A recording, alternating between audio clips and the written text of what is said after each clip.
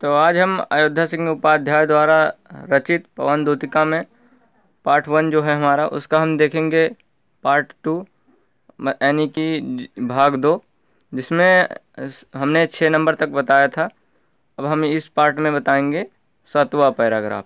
तो 7वां पैराग्राफ में है कि जब वो क्या कहते हैं, जब राधा जी पवन को हवा को जो है अपनी दूतिका बनाकर जब भेजती हैं, तो रास्ते में मिलने वाली सारी चीज़ों कहती हैं। पहले एक क्लांति मतलब थका हुआ आदमी जब मिला तो उसे बताया कि उसकी थकान को मिटा देना। अब यहाँ पर कह रही हैं कि लज्जाशील पथिक महिला जो कहीं दृष्टि आए, होने देना विकृत वसना तो न तू सुंदरी को।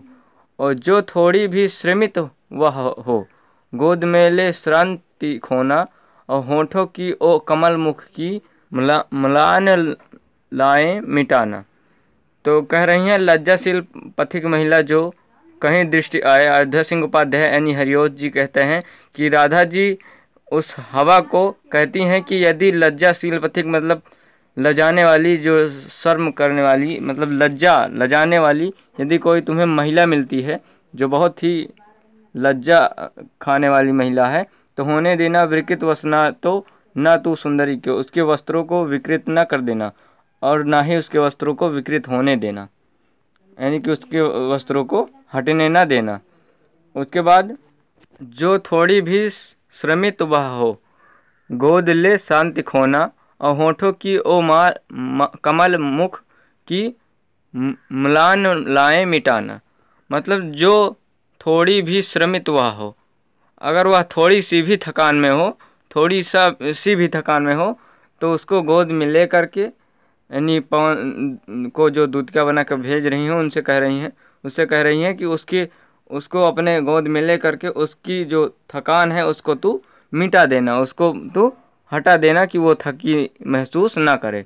और होठों की ओ कमल मुख की म्लान लाएं मिटाना, उसकी होठों की झुर्रियाँ हैं, जो उसके होंठ सूख गए हैं, तो उसको तुम अपने सुंदर सुंदर हवाओं से तुम उसके होठों की झुर्रियों को क्या करना, तुम उसको सुशोभित कर देना, उसको सही कर देना, उसके जो होठों की झुर्रियाँ हैं उनको तुम मिटा देना, उन्हें एकदम हटा देना है।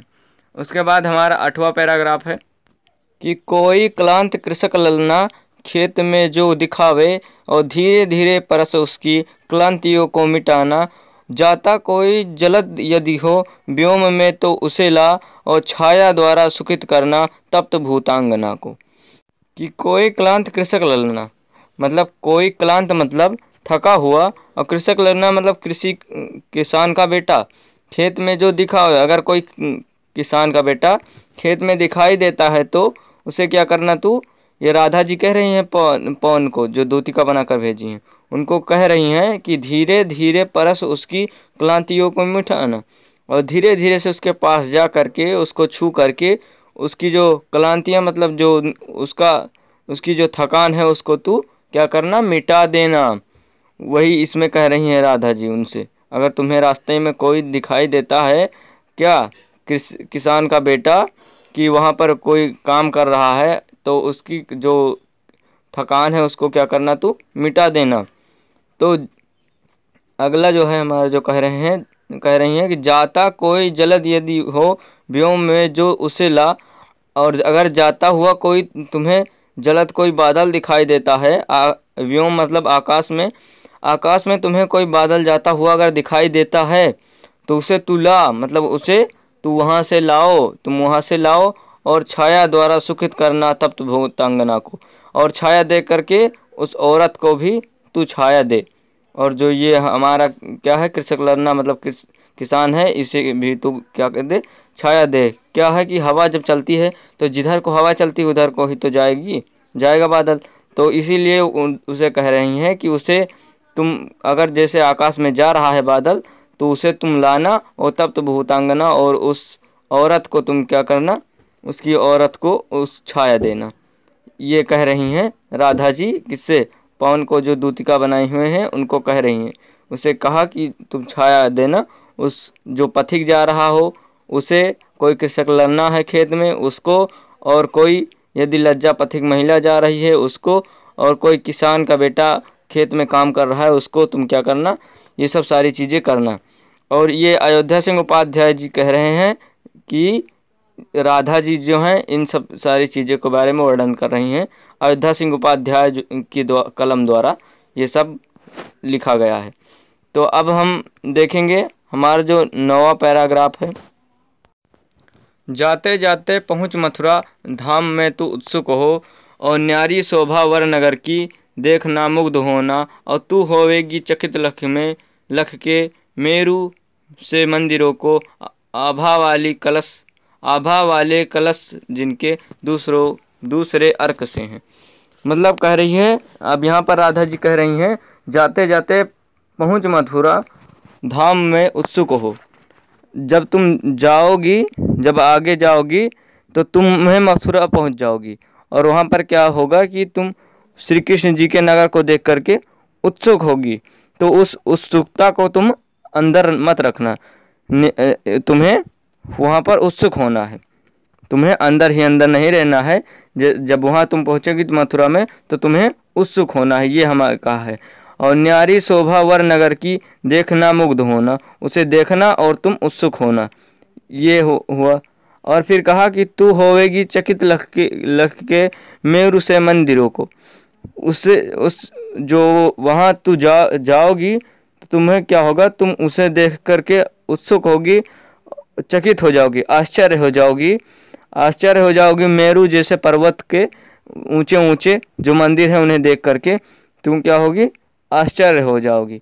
और आभा वाले कलश जिनके दूसरे अर्क से हैं, और जिनके ऊपर जो कलश लगे हैं वो कलश जो है प्रकाश के समान दिखाई देते हैं, मानो दूसरे अर्क से हैं, मानो दूसरा वो सूर्य का दूसरा रूप जैसे दिखाई देते हैं।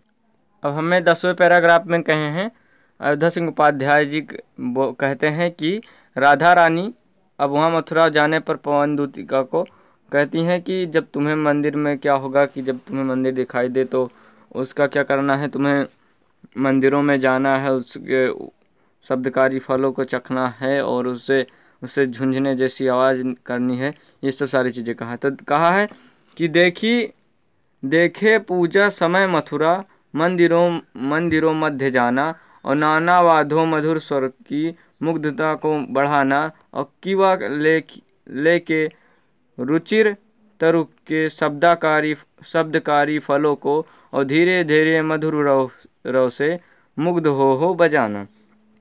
कहा कि अगर देखे पूजा समय मथुरा मंदिरों मध्य जाना, तुम जब देखना कि पूजा का समय हो गया है तुम मंदिरों के पास जाना, तुम्हें मंदिरों के पास जाना है। और फिर इसके बाद नाना वाद्यों मधुर स्वर की मुग्धता को मिटाना, तुम विभिन्न प्रकार की उन्हें अपने ध्वनियों से बना उसके स्वर को और भी बढ़ा देना है, तुम्हें और भी बढ़ा देना है। क्यों? कीवा ले के रुचि तरु के शब्दकारी फलों को, और अथवा उनके जो कीवा ले के रुचि तरु से शब्दकारी फलों को, वहाँ के पेड़ों के शब्दकारी फलों को, मतलब वहाँ की जो ध्वनि, मतलब शब्दकारी फलों मतलब स्वर जो होता है, उनको तुम्हें ले करके उन्हें और भी अत्यधिक ध्वनि और सुंदर ध्वनि प्रदान करना है, और धीरे धीरे मधुर रव से मुग्ध हो बजाना। और जब तुम उस पेड़ पत्तियों को धीरे से जा करके उन पेड़ की पत्तियों को छू करके उन पेड़ की पत्तियों को मुग्ध करके बजाना है, तुम्हें उन्हें और भी बजाना है, और तुम्हें अच्छे अच्छे स्वरों से उन पेड़ पत्तियों को से निकलें, जो कि स्वर लगे कि जैसे वहाँ पर गीत हो रहा है, ये कहते हैं। अब 11 नंबर है हमारा, कहते हैं कि अब अयोध्या सिंह उपाध्याय जी इसमें वर्णन करते हैं कि राधा जी कहती हैं कि तू देखेगी, मतलब उस हवा से कहते हैं कि तू देखेगी जलद तन को, जा वही तदगता हो, और होगे लोने नयन उनके ज्योति उत्कीर्णकारी, और मुद्रा होगी वर वदन की मूर्ति सी सौम्यता की, और सीधे साधे वचन उनके सिक्क होंगे सुधा से। कह रही हैं कि तू देखेगी जलद तन के, तू उनके बादल जैसे शरीर को देखेगी को वह है उद्गात हो। तुम प्रकाशित हो रहे उन प्रकाशवान उनके बादल जैसे शरीर को तुम देखोगी। और होंगे लोने नयन उनके ज्योति उत्कीर्णकारी। और उनकी जो मूर्ति, उनके जो नयन हैं, उनके जो नेत्र मतलब आँखें हैं, वो क्या हैं, बहुत ही सुंदर दिखाई देंगी, जिससे लगेगा कि समझ लो कि उसमें से प्रकाश निकल रहा है, मतलब प्रकाश से तेजवान उनकी आँखें होंगी। उसके बाद हमसे कहा गया है, उसमें उसमें फिर कहे हैं कि मुद्रा होगी वर वदन की मूर्ति सी सौम्यता की। उनकी मूर्ति जो होगी उन देखने पर बड़ी भाव भंगिमा लगेगी, उसे देखने पर सुशोभित होने वाली, ऐसा लगेगा वो कोई मूर्ति है। तो ऐसे ऐसे उनको दिखाई देगी। और सीधे साधे वचन उनके सिक्क होंगे सुधा से। और उनकी जो बोली है, उनकी जो बातें हैं, वो लगेंगी कि ऐसा लग रहा है कि जैसे उनके मुख से जो है अमृत जैसा, अमृत निकल रहा है उसके मुख से, बातें नहीं अमृत जैसा वो बोलेंगे। ये कहा सीधे साधे वचन उनके सिक्के होंगे सुधा से। उनके जो सीधे साधे वचन हैं, वो वचन नहीं ऐसे लगते हैं जैसे अमृत मानो गिर रहा है। ये हमारा 11वां पैराग्राफ हुआ। हम देखेंगे 12वां पैराग्राफ, जिसमें कहा है कि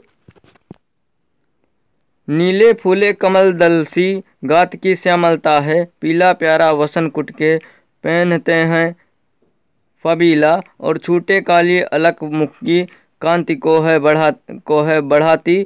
और सद्वस्त्रों में नवल तन की फूटती सी प्रभा है। कह रहे हैं कि नीले फूले कमल दल सी गात की श्यामलता है। नीले रंग के कमल की पत्तियां या कमल जैसे उनके उनकी जो श्यामलता है, उनकी जो सुंदरता है, वो नीले कमल की पत्तियों के समान है। उन्हें देख करके लगता है उनकी जो श्यामलता है, उनकी जो कोमलता है, वो लगती है जैसे कमल की पत्तियों के समान है, वो भी नीले वाले कमल की पत्तियों की जैसे लगती है। पीला प्यारा वसन कुटी में पहनते हैं फबीला। और जो जो उनके कमर में पीला कपड़ा पहनते हैं, बहुत ही सुंदर लगता है। फबीला मतलब बहुत ही सुशोभित होता है। और छूटी काली अलख मुख की कांति को है बढ़ाती। और जो छूटी काली मतलब जो ऊपर से छूटे हुए जो बाल हैं, उनके बड़े बड़े बाल जो हैं, वो जो छोड़े गए हैं, वो मुख तक आ रहे हैं, वो जो है उनकी सुंदरता को और भी बढ़ाते हैं। जो बाल लटक रहे हैं, इससे और भी उनकी सुंदरता बढ़ रही है। और सद्वस्त्रों में नवल तन की फूटती सी प्रभा है। और ये इन सुंदर वस्त्रों में लगता है, ऐसे लगता है नया शरीर प्रकट हो रहा है, यानी नए शरीर से प्रकट हो रहा है। मतलब इनका जो शरीर है सबसे अच्छे तरीके से, मतलब बहुत ही सुशोभित दिखाई देता है। जो शरीर है, जो नए नए कपड़े हैं, उन कपड़ों को देख करके ऐसा लग रहा है जैसे उनका कोई नया शरीर हो गया है, जैसे उनके कोई नया रूप हो रहा है। जितने वस्त्र वो जैसे वस्त्र नए नए पहनते हैं, तो उनका लगता है कि कोई नया रूप दिखाई दे रहा है। उनके कई रूप थे भगवान के, तो वैसे ही उनको लग रहा है कि कोई और नया रूप दिखाई दे रहा है। तो इस तरह से हमारा 12वां पैराग्राफ ख़त्म होता है। अब मिलेंगे हम तीसरे पार्ट में, जिसमें हम बताएंगे 13वें पैराग्राफ से। वीडियो पसंद आए तो लाइक करना, साथ ही चैनल को सब्सक्राइब करना और वीडियो को ज़्यादा से ज़्यादा शेयर करना है, क्योंकि जिससे हम आपके लिए बहुत ही अच्छे तरीके से हम काम कर सकें। और वीडियो को शेयर ज़रूर करना, जिससे कि हमें थोड़ा अच्छा लगे, आगे हम थोड़ा काम कर सकें। और ये अगर आपको पसंद आया है तो आप एक कमेंट करके अवश्य बताना कि कैसा लगा है या कैसा नहीं लगा है। तो कमेंट करके ज़रूर बताएं। तब तक के लिए गुड बाय।